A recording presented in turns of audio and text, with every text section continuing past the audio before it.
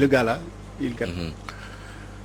mbokk yi ñu ngi leen di nuyu di leen dalal jàmm ci plateau mi-journée bi fii ci Walf TV tey nag ñuy waxtaanee mbirum social ci atum 2020 lan lañ si war a gën a mën a jàpp ngir waxtaanee loolu rek ñu dalal fii Momar Ndao moom mooy président bu ASCOSEN di association des consommateurs du Sénégal Momar Ndao ñu ngi lay nuyu. Pierre Edouard maa ngi lay nuyu bu baax di nuyu waa Walfadjri yëpp ak ñiy seetaan ci biir réew mi ak bitim réew. voilà di la remercier bu baax aussi si li nga wuyu si sunu invitation. alors waxtaan bi nag balaa ñuy dugg ci wàllum bilan social atum 2020 bi dañuy wax ci loi bu bees bi nga xam ni c'est sur le prix et la protection du consommateur te ñu adopté ko en commission ca assemblée nationale démb loi boobu lan lay wundu. waaw xam nga dafa am benn loi bu fi nekkoon bu tudd 9463 nga xam ne moo yore prix yi wujjee gi ci ñiy jaay ak li ñuy wax contentieux économique boo amee jafe-jafe ak ki nga xamante ne bii moom mooy lay jaay wala ngay jëflanteeg moom. loi boobu nag ñun dañoo demandé woon ne nañ ko moolaat parce que daf ci am yu bari yoo xam ne jàppoon nañ ne war nañ koo changer léegi nag dañ ko moolaat mool bi nag booy xool dañ ko gën a jagleel. ñiy défendre consommateurs yi ndax dañ leen a consacré léegi par loi parce que état bi dem na ba gis ne war nañoo dooleel association consommateurs yi léegi nag ñu wax ko ci loi bi nag ne association yi yokk nañ seen doole am nañ mën-mën yi am nañ pas-pas yi am nañ lii ak lii yoo xam ne mën nañ ko bu njëkk association yi consommateurs yi mënoon nañ porter plainte pour seen membre wala pour ñoom seen bopp pour défendre seen bopp mais amuñu woon droit pour porter plainte jàmbur léegi sax am nañ droit porter plainte jàmbur. donc boole ci ñu defaraat conseil national de la consommation yokk dooleem créé itam beneen kuréel gu tudd observatoire national des clauses abusives nga xam ne day nekk kuréel goo xam ne day saytu contrat yi dox ci diggante ñi nga xam ne ñooy jënd ak ñiy jaay ak ñi nga xam ne dañuy def ay prestations pour xool est-ce que naxuñ consommateur bi. am na tam ay doole yu ñu yokkal ñi nga xam ne ñooy waa contrôle économique yi pour que ñoom itam seen liggéey gën a mën a jëm kanam ndax xam ngeen ne am na benn loi boo xam ne 1966 lañ ko jëloo woon mooy def contrôle produits alimentaires yi mais gis nga ne léegi ni ñuy defaree produits yi dafa gën a xarañ ba nga xam ne il faut que tam contrôle bi gën a xarañ donc daal maanaam dañoo gën a yokk daal doole côté bi nga xam ne mooy aar consommateur bi ci li nga xamante ne bi moom mooy jëflanteem ak ñi nga xam ñooy waaye jaaykat yi. waaw mais est-ce que autorités yi également dañoo def constat bi Sénégal yu bëri def que ni pratiquement le consommateur sénégalais il n'est pas défendu. ah si dañoo jàpp ne il est défendu léegi ñu ne ñooñu di leen défendre léegi ñooñu dañ leen di gën a cëral ndax boo xoolee loi bu njëkk bi nga xam ne moo nekkoon 9463 nga xam ne 1994 lañ ko jagleel lañ ko defoon baatu consommateur sax. ñeenti yoon rek la woon ci biir loi bi yëpp te fii boo baatu consommateur dem na presque téeméer ak ñetti yoon yoo xam ne tudd nañ consommateur ci biir loi bi ndax gis nañ liggéey bi nga xam ne moom la consommateur yi def dama lay jox benn exemple tey jii nit day dem police jàppante ak policier di ñu woo ñun pour ñu ñëw intervenir comprendre nga ça veut dire que nit ñi xam nañ lan la ñuy jëriñ xam nañ ne boo amee jafe-jafe ak policier koy dem boole policier koy dem boole gendarme kan ngay boole du jafe-jafe yu mel noonu day am. donc soo xoolee tey ji ñi nga xam ni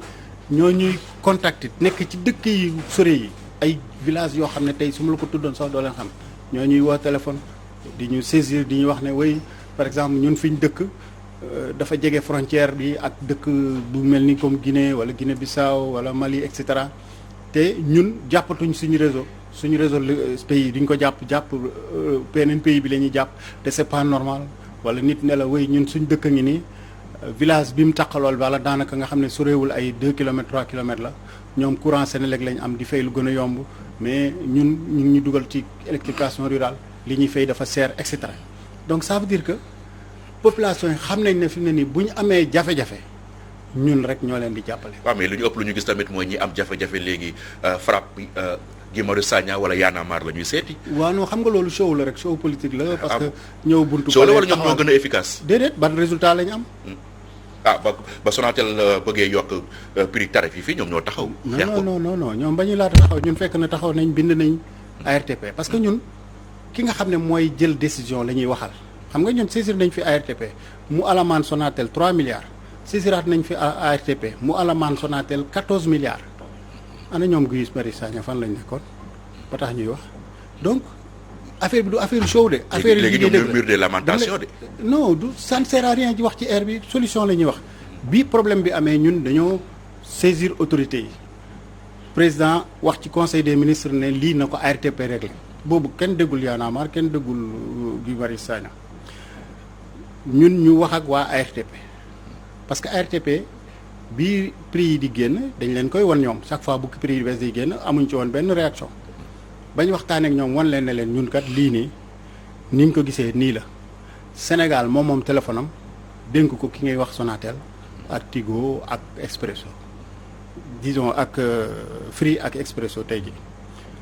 comme moom moo jël nag téléphone am dénk la ko amoo droit jël décision yoo xam ne day contraire intérêt li nga xam ne mooy réew mi ndax intérêt réew mi tey ji mooy nit ñi di gën di jokkoo puisque dañ ne mbas mi moo am et que par conséquent nit ñi war nañoo mun a liggéey à distance et cetera te loolu yëpp ci kaw kii bi lañ koy def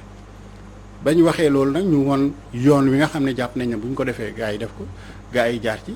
loolu lañ def loolu moo tax ñun ñoo bind officiellement saisir officiellement ARTP te ARTP ci loolu la basé wu pour jël décision bi basé wul ci ay marche Guy Marius Sagna wala keneen ci li mu basé wu mooy li nga xam ne moom la yoon wax te ñun ci li yoon wax lañ am li am solo mooy résultat bi lan la parce que tamit bon c'est vrai marche baax na mais fa ci jëlee décision yi boo fa jaarul doo am résultat. waaw mais xam nga ba fi Sonatel ba fi Senelec xëyee rek ne day yokk courant bi ñoom Guy Marius ñoom ñoo créé ñoo lànk yow mii waroon défendre consommateurs yi da ngaa d'accord ci yokk boobu. waaw est-ce que ñoom bañ defee ñoo lànk tax na ñu bañ a yokk xam nga taxul ñu bañ a yokk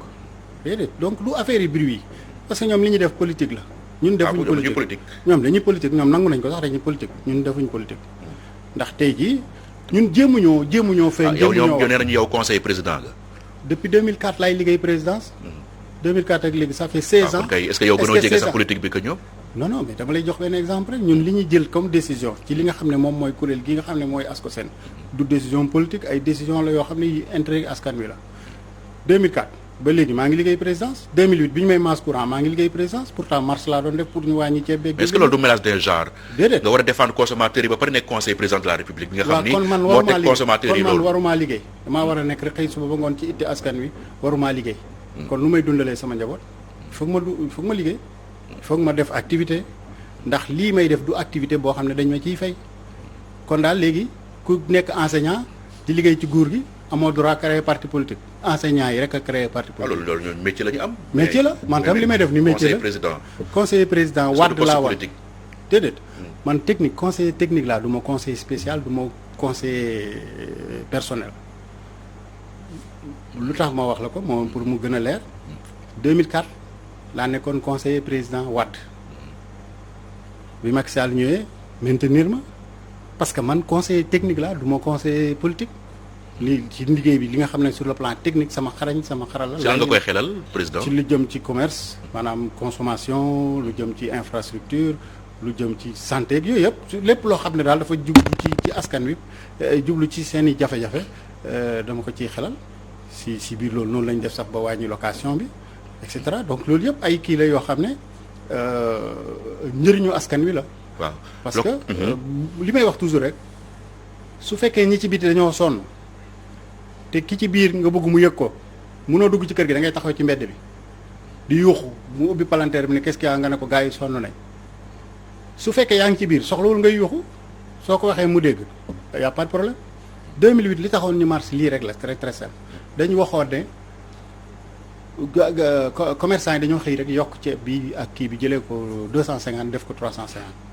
ñu ne c'est pas normal ñu dem seeti ministre du commerce wax ak moom parce que moom lañ sant ne na régler prix yi mu ne ñu non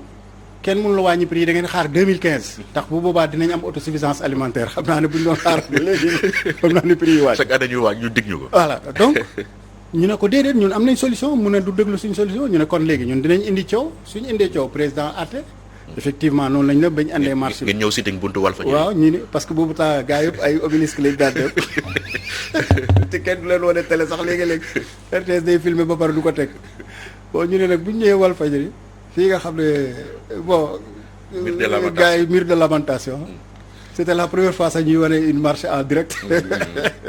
donc bon ci li ñu gars yi jàppee masse ñu courant ak tout ça. alors mais bañ ko defee président dafa oote réunion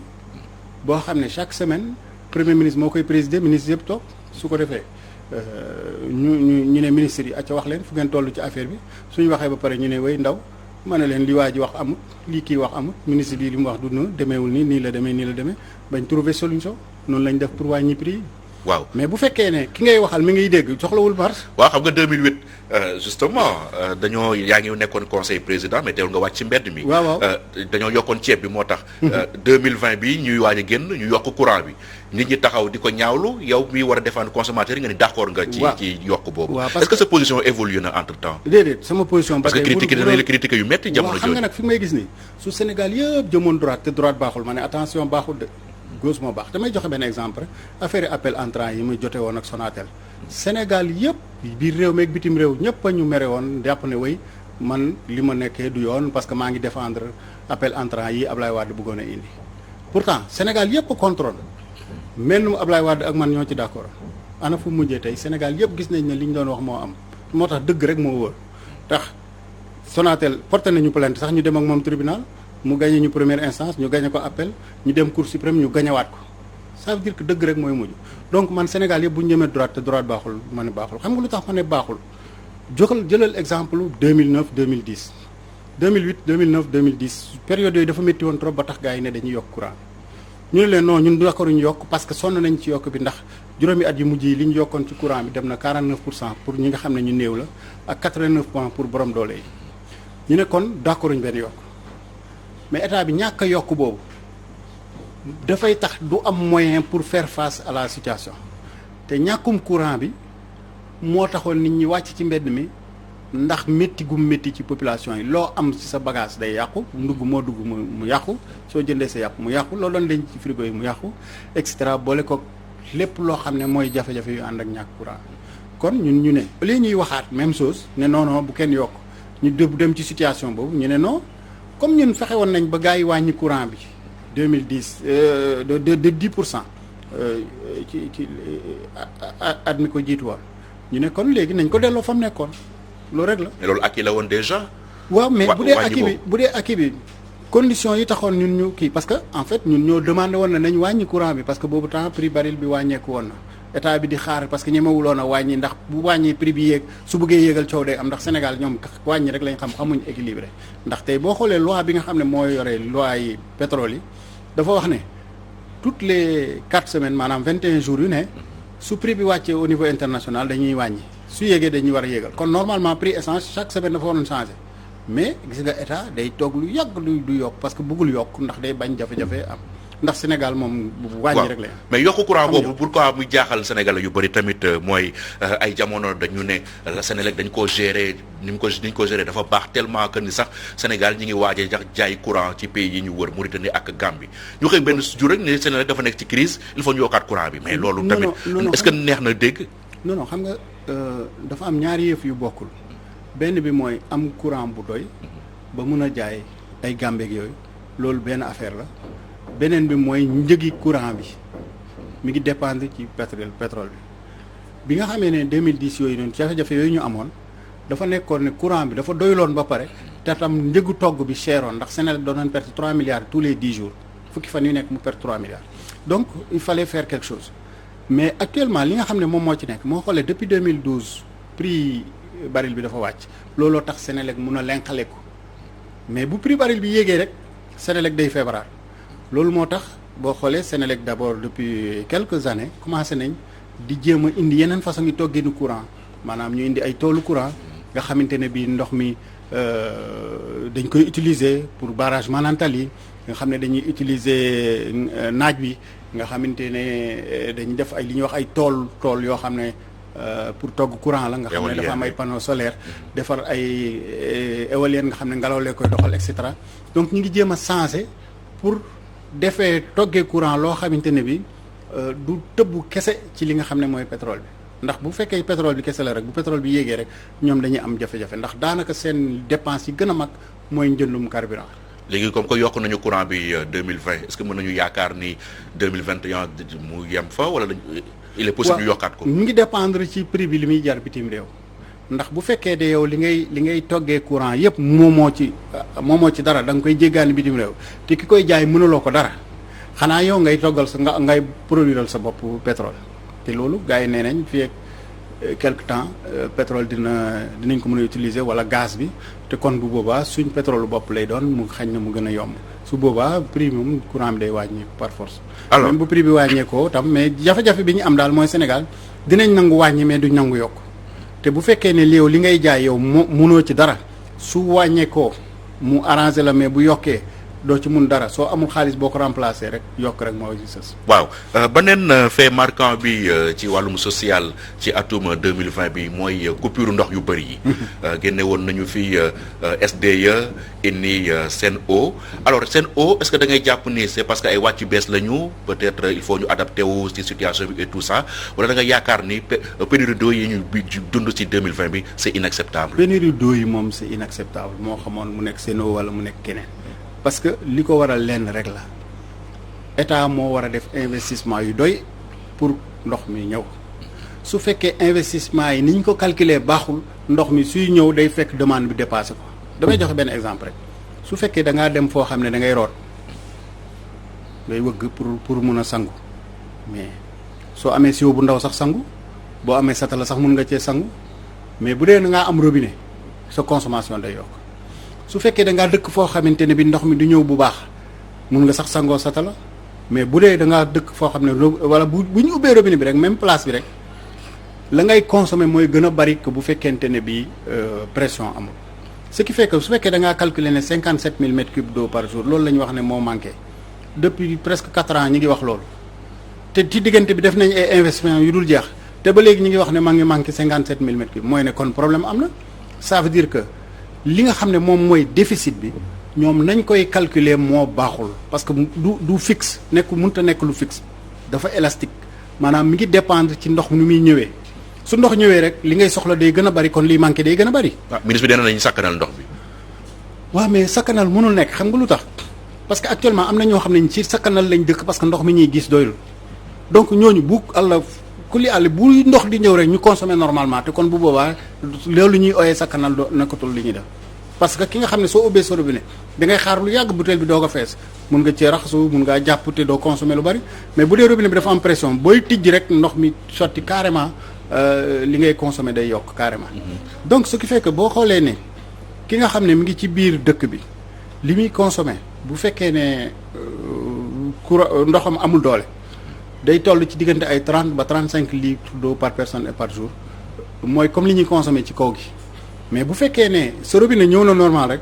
da ngay consommer diggante 80 ba 120 litres d'eau par personne et par jour loolu la organisation mondiale de la santé wax ndax chasse d'eau boo ko bësee rek 10 litres dem te xam nga bu dee ci kaw gi la amul chasse d'eau yooyu xëcc ba tax ngay consommer autant d'eau donc ce qui fait que il faut que ñu xoolaat ni ñuy defee prévision yi di jëm ci ndox mi. parce que déficit bi moom tant que yaa ngi jàpp ne c'est fixe rek da ngay faussé te actuellement Kër Momar Sarr 3 nee nañ 100 000 mètres cubes. waaw est-ce que fa la solution bi war a jógee parce que ñi ànd ak Macky Sall boo waxee ndox rek ñu ne leen muñu leen ba léegi KMS 3 pare. problème bi parce que xam nga le problème mooy fii ak KMS 3 di pare bay nekk en service am na ñu bees ñuy ñëw ci réseau bi benn ña nekkoon ci réseau bi jotuñ ndox war nañ jot ndox. ña doon jot ndox moo xam ne dafa justoon seen consommation dina multiplier par 2 ou 3 demande bi gën a yokkuwaat. exactement donc ce qui fait que day faussé carrément buy Kër Momar Sarr di ñëw nga gis na ndox mi tamit demande bi dina dem ba rombaat ko parce que kër gu am ndox ak kër gu amul ndox ak kër gu pression bi am doole ak kër gu amul pression bi amul doole automatiquement da ngay gis changement bi rek déjà bu pression bi ñëwee rek nga gis ne ndox bi dafay yokk carrément. ministre de l'eau di Serigne Mbaye Thiam nee na nañu muñ ba deuxième trimestre 2021 langage de vérité la wala da nga jàpp ni. loolu non loolu sax baaxul parce que bu waxee loolu ba pare 2021 ñëw ba pare ndox mi manqué tamit day ñaan moo ko waxoon donc moo tax il faut que toujours ñuy waxee ni ñuy xool ni ñuy waxee. da wax ne 2021 Kër Momar Sarr war na nekk en service su ñëwee dina indi 100 000 mètres cubes loolu ay fait la yoo xam ne kenn mënu koo wérante mais boo waxee ne déficit bi dina jeex. te calcul yu faussé dañ naan yaa ko fi waxoon moo tax il faut toujours tam gouvernement buy wax mu xool nu muy waxee benn deuxièmement boo xoolee li nga xamante ne bii moom moo jëm ci ndox mi toujours temps bi fi SDE nekkee xam nga SDE sax ay jàmbaar lañ parce que bokk na ci société yi nga xam ne ñoo ñëkk a taxawate yéen consommateurs ñoo leen critiqué ñu xam nga ku wóolul sa bopp doo def loolu te ñoom ñoo fi nekkoon ñoo xam ne ñi ngi doon liggéey ba waa Màkka tànn leen ne leen gérer leen ma Zamzam te Makka mooy monde musulman mooy àddina bi yëpp ay milliards de personnes nga tànn ci benn société ne kaay leen defaral ma lii nga xam ne moom la àddina bi musulman yi yaakaar kon xarañ nañ. benn muy mooy boo xoolee même travailleurs yi ñoo fa nekk ba léegi licence rek mooy direction bi mais direction SDE bi fi nekkoon ñoom xam nga lu ñu doon def ñun ñoo leen waxoon ñu ne leen mais am na ay quartiers yoo xam ne dañuy toog ay mois ay 3 heures du matin la ñuy am ndox am quartier yoo xam ne 24 heures sur 24 du ñu am musa am coupure ndox ñu ne il faut trouver une formule gars yi ne ok dañuy def li ñuy wax démocratisation de la pénurie maanaam ñëppay ñam ñàkk ndox ñu ne ki nga xam ne danaa am 24 heures ndox dinañ ko jox ndox par exemple pendant 20 heures 4 heures de temps yi ci des ñu paas ndox mi ñeneen ñi su ko defee ñëppay mos parce que àddina moom réew bu pour mu dox rek il faut ñëpp di mos su fekkee ñii ñooy mos bàyyi ñeneen ñi rek problème day mais en 2020 quand même est-ce que war nañu toll ci rationaliser ndox bi de cette manière là. moom laa wax ci commencement bi moo tax ma ne la c'est inacceptable ñu nekk ci situation bi tubaab day wax émergence émerger mooy nga génn ci ndox mi émerger génn ci ndox mi munoo émerger te amoo ndox kon ci baatu wolof maanaam ni mu la ko mën a waxee ndox mi ci boppam bu ñu ko réglé wul suñu émergence moom ba tey des na ndax mooy base u lépp ndax ndox mooy àddina mooy dund mooy lépp kon c'est pas normal que ñu nekk 2021 ba léegi ñuy am problème mu ndox c'est pas normal donc il faut que investissement yi ñu def ko na nga xamante ne bi dañuy jàpp ne sax dañuy surdimensionné parce que entre moment bi ngay concevoir investissement yi ak moment bi ndox mi ñëw population yi seen demande day augmenté ñi nga xam ne amoon nañ ndox seen demande day augmenté ñi nga xamante ne bi tuuti ndox lañ daan am seen demande day augmenté ñi nga xam ne jotuñu woon ci ndox mi tam seen demande day ñëw loolu bu ko defee day fausser calcul yëpp. léegi ñu wax ci wàllum dund bi tamit di panier de la ménagère est-ce que jàpp nga ni 2020 bi panier de la ménagère nekk na li nga xam ni tey lu am solo la wala am na ay efforts yu bëri yu ñu si war a def. war nañ cee def ay efforts yu bëree bëri ndax ba léegi jafe-jafe yaa ngi am te am na aussi ay prix yoo xam ne dañuy changer périodiquement de manière saisonnière mooy yi nga xam ne moo jëm ci légumes yeeg yooyu loolu day changer de manière saisonnière mais ñun li ñu waxoon mooy. dafa am ay produits yoo xam ne ba léegi administré wuñu leen te dañ leen war a administré lu jëm ci jën lu jëm ci yàpp yooyu dafa war a nekk prix yoo xam ne état dafay dugal loxoom ci biir ñu calculer prix de revient yi nga xam ne kiy jaay jën du perte mais ki nga xam ne moom la ñuy jaay duñ ko nax. mbirum licence de pêche ak accord de pêche dégguñu leen si benn yoon. waaw xam nga licence de pêche ak accord de pêche yi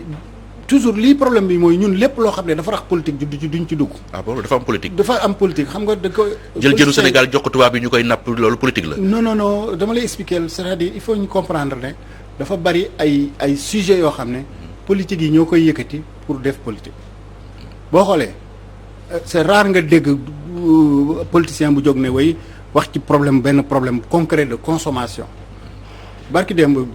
dégg nga fi ay problème yu am ci ay prix ciment yeeg yooyu est-ce que dégg nga politiciens yi wax ci doo leen dégg ñu wax ci yooyu ñoom yi ñuy wax mooy yi leen intéressé donc loolu moo tax ñun duñ bugg a dugal suñu làmmeñ ci loo xam ne politiciens yi dañ ci dugg di ci waxee waxi politique su ko defee day mel ni ñun dañoo nekk politicien wala dara ndax soo waxee lii rek kum ci arrangé mu d'accord ak yow kum ci arrangé wul mu ne waaye yow fee nga far te fekk ne loolu amul daal looloo tax lépp loo xam ne débat yoo xam ne dafa rax politique rek wala politiciens yi dugg nañ ci commencé pëccëxoo rek ñun nañ ci tey xel quoi dañuy toog du bañ cee wax su ko defee mu leer na ñun li ñuy wax waxuñ ko pour daal. mais dund bi daal il est temps ñu wàññi ko. dund bi moom il est temps ñu wàññi ko il faut que aussi ñu gérer administrer maanaam prix yi d'ailleurs loi 94/63 bi ñu changé nii tey jii ba créer beneen loi bu bees ñun li taxoon bokk na ci li taxoon ñu demandé woon ñu moolaat ko mooy que ñu fexe ba yenn produits yi nga xam première nécessité la ñu ne yii moom vraiment produit la yoo xam ne état moo koy fixé. bien sûr ak en rapport ak ñi nga xam ne ñooy acteurs yi c'est-à-dire commerçants yi c'est-à-dire administration yi douane tous les services commerce et cetera les associations de consommateurs comme ni ñu ko daan defee ci conseil national de la consommation. alors loyer bi nag bokkoon nga ci commission bi nekkoon bi doon xool ak regretté professeur Iba Der Thiam. ñu koy ñaanal yàlla xare ko àjjana. ba ñu wàññi woon sax loyer yi. c'était en 2014. si je ne m'abuse. mais dañoo gis ne ba léegi prix yi fi mu nekkoon dafa sax gën a fuulaat. waaw xam nga xam ne amul njëriñ seen loi boobu. am na njëriñ mais li nga xam ne mooy jafe-jafe fondamental mooy néew doole nit ñi parce que ñi nga xam ne ñi ngi wàññiloon nañ leen 2014 ba léegi te toxuwuñ ba léegi ñu ngi bénéficier wu ci loolu. mais bu fekkee sa loxo jotul sa ginnaaw nga am jafe-jafe ba tax nga jógee ci kër googu dem feneen fa ngay dem boo ñëwee kooku mën na la yokkal prix yi su ko defee nga ne voilà gars yi wàññiwuñ dara ba léegi mais yoon nee na waa ji ci boppam bu lay jox kër gi dafa war a def li ñuy waxee xayma surface corrigée su dee defu ko boo ko attaqué danañ ko amende 200 000 su dee dëkk nga ci kër nga jàpp ne waa ji lim la koy luyee dafa seer soo ko attaqué juge bi day calculer prix bi su dee 150 000 la doon laaj fekk 100 000 la woon da lay rembourser 50 000 yu mu jël ci yow te kasoom xaj na ci. ça veut dire que donc doole ji yëpp jox nañ ko ki nga xam ne mooy locataire bi mais bu fekkee locataire bi moom leer na ko ne bu fin du mois jotee wóorul mu fay à temps su ko defee day seet nu mu naxantee rek parce que day tardé et cetera ñun wàññi nañ location bi am ñoo xam ne 29000 lañ leen waroon a wàññil ñu wax seen bailleur non wàññi leen 5000 kese xam nga lu ñu ci jublu woon pour won bailleur bi ne ko ah ñun kat yoon may nañu 29000 mais ñun teguñ la li yoon wax kon tam ñun bu ñu amee retard wala bu ñu amee jafe-jafe bu ñu teg li yoon wax. donc loolu bokk na ci li indi jafe-jafe yu mag parce que da ngay gis ñu bari ñoo xam ne dañu nekk ci situation yoo xam ne dañu war a réclamer mais duñ ñemee réclamer parce que bu ñu réclamer seen droit bu subaa bu fekkee seen devoir yi manqué nag kële day réclamer seen droit te kon bu boobaa mu ñaaw ci ñoom. mais est-ce que locataire bi accompagner nañ ko encadrer ko ba mu xam ak yelleefam. kay loolu kay léegi tey jii ñëpp xam nañ seen ak seen yelleef mais ñu ci bari dañuy toog rek di jàpp ne garaawul wala ñu naan xëy na du leen dal bañ toog ba affaire bi dal leen mais ñun. aujourd'hui booy xool ñu ngi leen di accompagner ba tribunal di leen jàppale ba devant le juge pour que ñu seen i àq ak seen i yelleef ñu respecté. parce que souvent pour dañ naan procédure yi dafa lourd yàgg. du leen ko jaral. effectivement mais xam nga tey ji da ngay gis koo xam ne day ñëw toog sa bailleur ne la way may naa la juróom-benn weer génnal wala yow génnal sama kër dafa am ay conditions yoo xam ne pour loolu mun a nekk c'est très très très difficile gis nga nit kuy fay loyer normal nekk ci kër pour borom kër ga génnee la c'est presque impossible